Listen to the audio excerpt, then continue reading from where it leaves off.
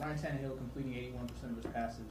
What's led to the accuracy improvement? Hard work, number one. I mean, there's no doubt about it. And you all have been around Ryan even more than I have. The guy's worked his butt off at physically doing it the right way, getting better.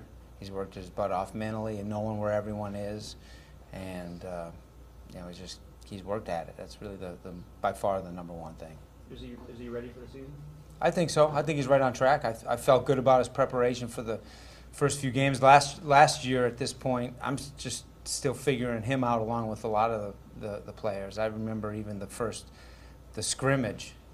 Just until you're with someone on game day, you don't know exactly what they're going to look like and what they're going to do. I think, believe it or not, in this league, even with quarterbacks, until you're on the sideline with them on game day, you just don't really know. But Ryan, I really like where Ryan is mentally, emotionally, preparation, being on top of things. I think he's in a good spot. You talk about the decision at receiver, because I mean, you guys are deep, and I would imagine you have 6 guys you like to keep. And what plays into that, and how is the Rashard Matthews, Matt Hazel kind of doing over there? Well, I'll say this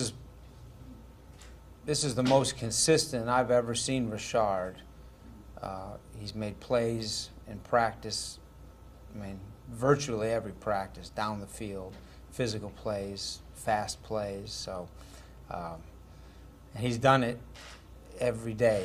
We've talked in the off season with him. That was one of the big things, was being consistent. And I'm trying to think of another guy on the offense who was given a challenge of this is what you need to do to go to the next level, and that has met it like Rashard has so far. So I'm really proud of him and rooting for him.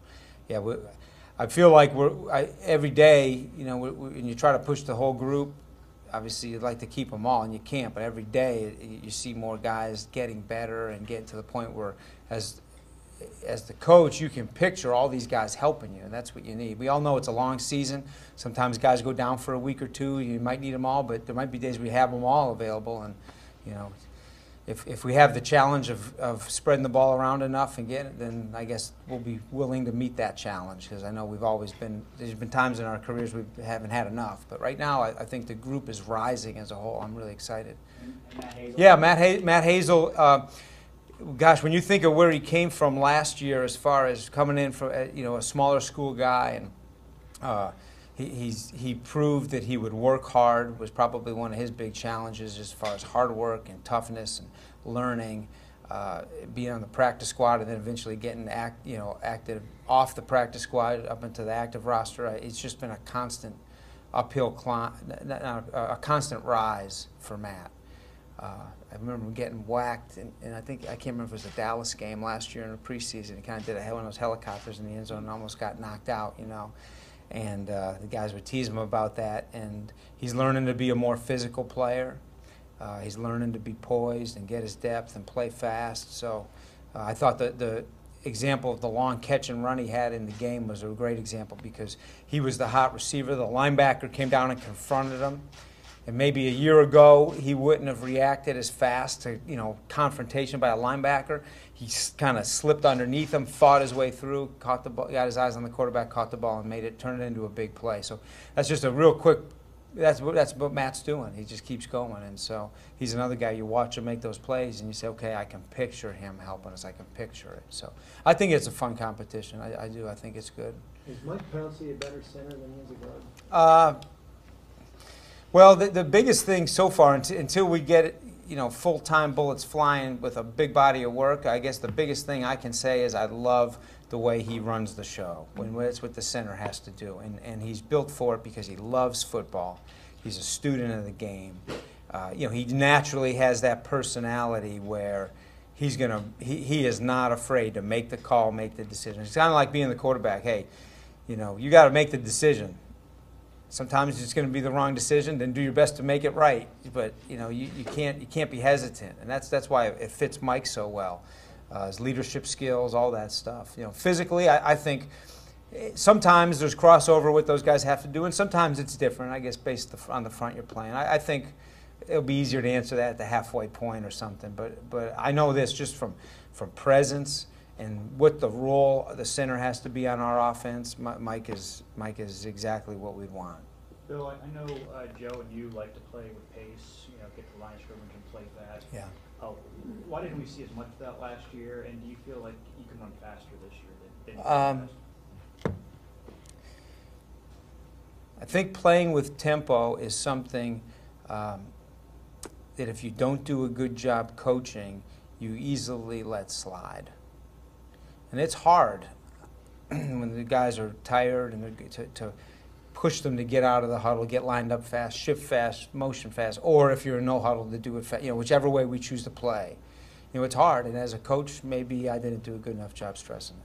What do you think, how many ticks should be on the clock, I guess, before you get the ball? It just depends if we choose to line up fast and go on a quick count, or if we choose to shift in motion. To me, there's nothing wrong with using it all as long as you're using it for a purpose. If you're trying to, evaluate the defense or check a play, or if you're trying to give a multiple shift in motion, then that's great. Use it. There's no one formula and one way to do it. I rarely pay attention to it as far as the number on the clock, because we rarely get to the point where it's an issue, I think. I mean, you all might remember a couple. There haven't been very many where it's really an issue for us. I'm sure we can look up, but I'm sure we had one or two last year. But, in general, it's not, so I don't pay attention to the number that much. And what's the advantage to getting a playoff, say, 20, 22 seconds left on the clock? Well, to me, the rules allow you to do certain things. The rules allow you, as soon as the official sets that ball and moves away in no huddle, to get lined up, get all your guys set for a count and snap it. The rules also allow you to have everyone set for a count, motion someone as fast as you want to, as long as he's in motion forward, and snap it.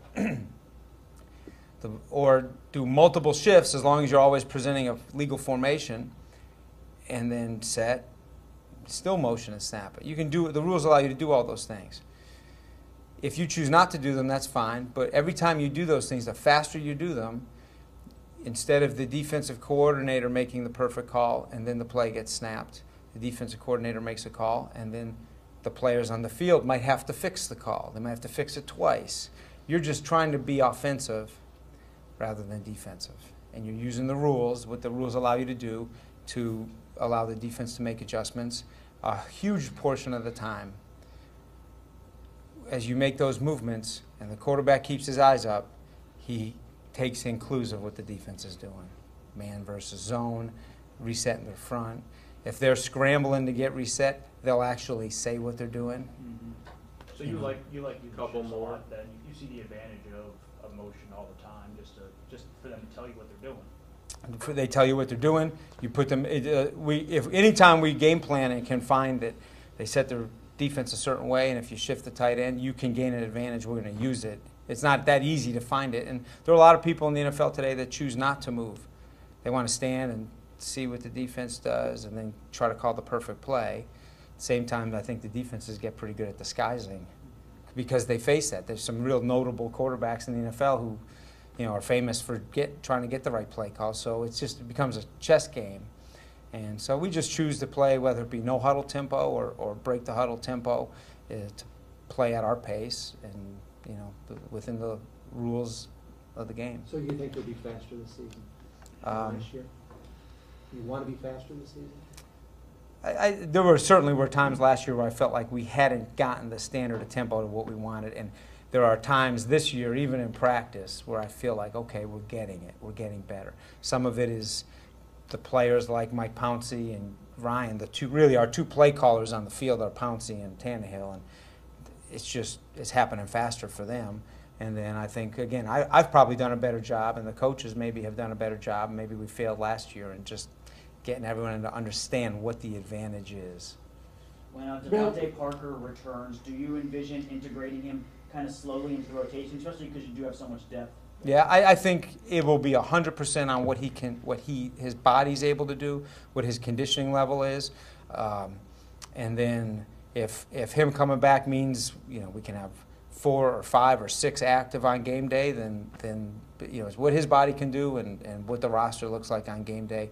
From what we saw of him in the spring, I have no doubt that he has the physical ability, he has the mental capability to do it. So as fast as he can come along, I think we'll do a good job of not overdoing it to hurt him, at the same time, when he's ready to go, we're ready for him. Bill, as you learn more and more about Jordan Cameron, what has stood out to you so far about him as a player and as a guy? Well, a lot of things. I'll tell you one thing. Right from the beginning, and it's continued today, you get a guy who played college basketball, right? And that's kind of been like a hip thing right now, right, in the NFL to find, because there's some famous tight ends who were basketball players. So he played some college basketball and got into college football late. So when you bring him here, you think, well, what's the level of love of the game and commitment and all this from a guy who wasn't just dying to play college football at some point? And what he's proven from day one, I mean, I don't know how much you've noticed it, but from April, May, June, the guy is in the building all the time. He's a pro at taking care of his body, and he loves football, and he wants to do everything right. And if you've probably noticed during special teams period, because in his role, he's not on a whole lot of special teams. I mean, he's over there with Dan Campbell all the time, working on a certain kind of catch or a footwork or talking through coverages. I mean, the guy is just loves football. I didn't know coming in what you're getting. You know, I mean, you just don't know when you think of the history, and so that's been really impressive. And